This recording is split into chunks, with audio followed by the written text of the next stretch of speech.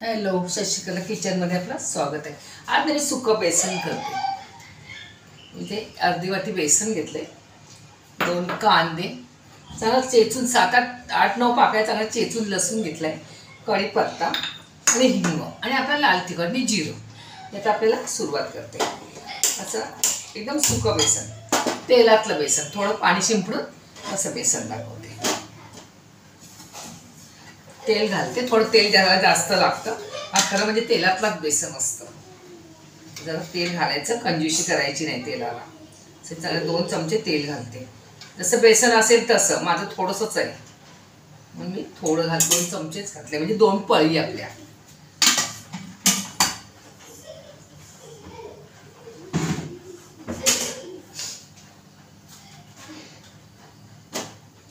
त्याला टाकून द्यायचं आपल्याला. त्याला जिरं घालायचं,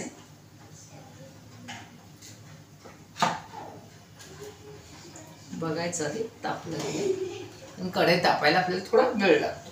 मी चमचा आणते तोपर्यंत.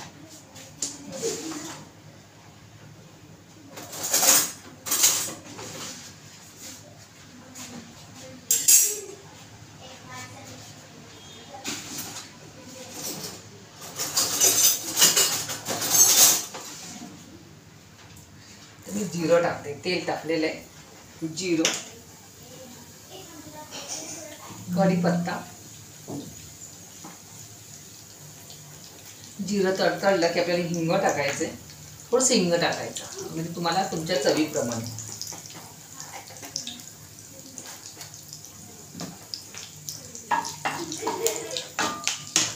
तर मी चांगला लसूण ना, चांगला पेस्ट घालण्यापेक्षा ना, हा चांगला लसूण चांगला चेचून घेतलेला आहे मी. तर याच्यामध्ये लसूण घालते.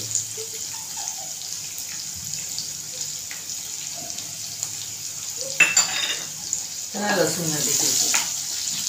लसूण काळा करून नाही द्यायचे, पण थोडा त्यातलं थोडंसं अगदी ब्राऊन होईपर्यंत त्याला थोडंसं हलवायचं.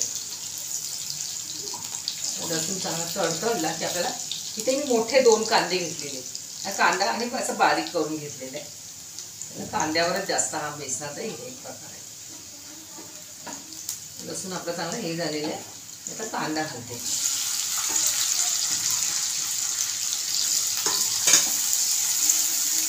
कांदा चांगला मऊ झाला पाहिजे.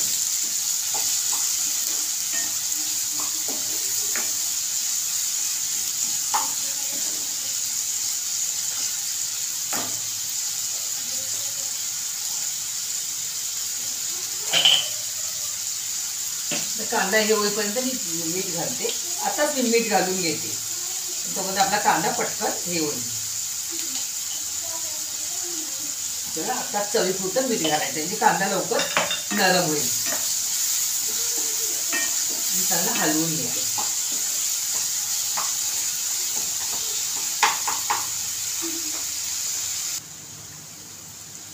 कांदा आपला चांगला लाल झालेला आहे आणि गॅस मी आता बारीक केलेला आहे.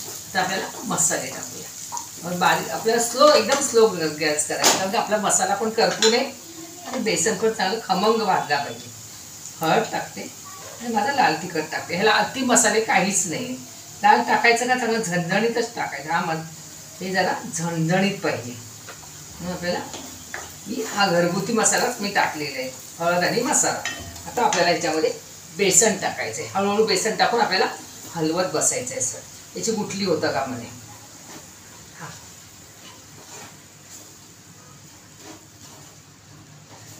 चांगलं त्याला चांगलं बारीक गॅसवर आपल्याला चांगलं तेलामध्ये परतत राहायचं आहे. आणि बेसन आपला हा तेलात चांगला भाजला पाहिजे. असं फोडायची गुठली झाली तर आपल्याला या चमचने असं फोडायचं. गॅस कुठेच मोठा केलेला नाही, बारीक आहे.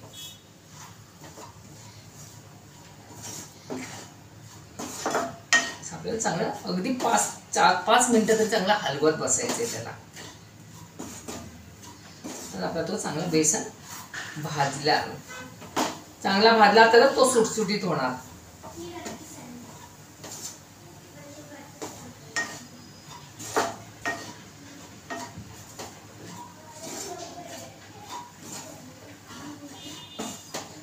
असं चांगलं मी भाजून घेते. त्याचा चांगला वास सुटला पाहिजे, खमंग. चांगलं मी 3-4 मिनटं भाजून घेतले. आपण आधी पण भाजायचं नाही, कारण तो मसालाही करपेल आणि बेसनही करपेल, म्हणजे बेसन आपलं काळपट दिसेल जरा. आता मी थोडासा पाण्याचा हपका मारते याच्यावर. आपल्याला थोडं थोडं पाण्याचा हपका मारायचा, एकदम पाणी टाकायचं नाही. साईडने मी पाण्याचा हपका मारते. हपका मारल्यानंतर परत चांगलं ढवळायचं. थोडं थोडं पाणी घालायचं.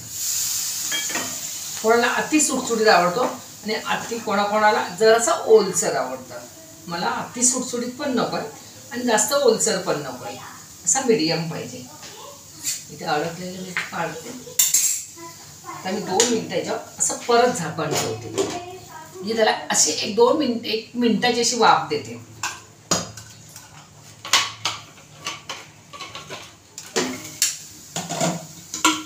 परत आपल्याला असं हलवायचं आहे.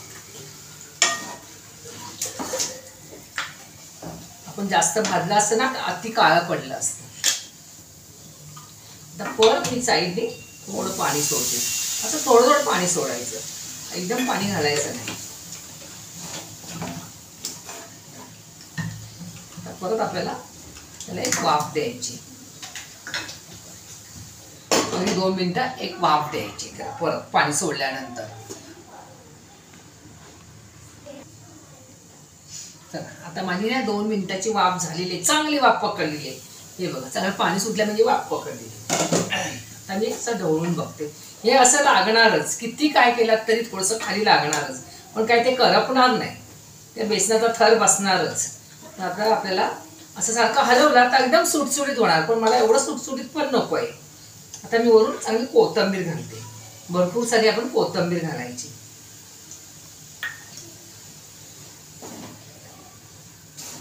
आपल्याला चांगलं हे करायचं आहे. आता आपला बेसन छानपैकी तयार झालेलं आहे. हे बघा, आणि असं उघडं ठेवून असं सारखं हलवत राहिल ना तर अगदी सुटसुटीत होईल, पण मला एवढं सुटसुटीत नको आहे, थोडंसं असं ओलसर पाहिजे. कारण ते खाणारे काय बोलतात, अगदी आम्हाला खास लागतो भाकरी बरोबर, म्हणून आपल्याला थोडंसं असं ओलसर ठेवायचं आहे. काही काही लोक एकदम सुट्टा करतात, फक्त जरासा पाण्याचा हपका मारून, तो पण छान लागतो. हा पण छान एकदम सुका झालेला आहे. चला, कसं वाटलं माझं बेसन मला कमेंट करून नक्की सांगा. चॅनलला नवीन असेल तर सबस्क्राईब करा, शेअर करा आणि बेल आयकॉनला क्लिक करा. चला, बाय बाय.